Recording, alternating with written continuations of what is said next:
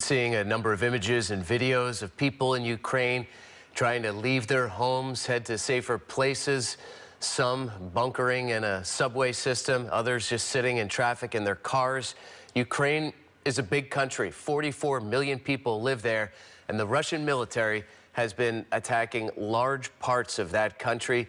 As you saw there on the map, we have team coverage of the crisis in Ukraine this evening. Political analyst Michael Yaki is standing by live with more on the U.S. and what President Biden is doing in response to this. But first, we want to get to the latest developments on the ground.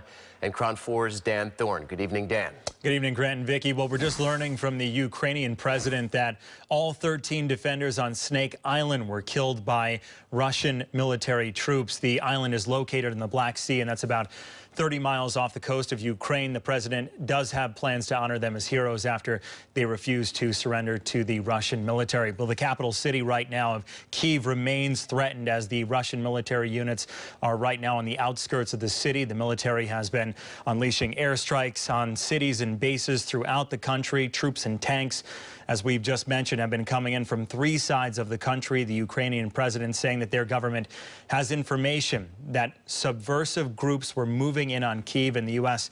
Secretary of State Antony Blinken says that the city could be under siege. Fears over this attack have forced thousands of people, as we saw there, to pack into Kyiv's underground subway system, essentially a bomb shelter there. We've also seen others trying to leave by car.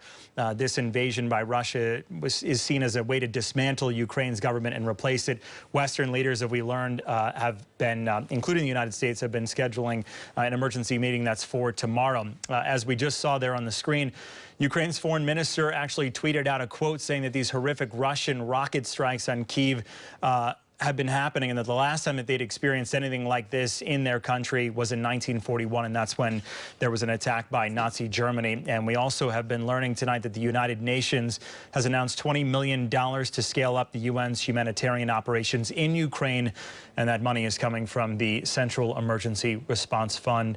Of course, we will be following up on more as it develops. And that's the latest here live in the newsroom. Dan Thorn, KRON 4 News.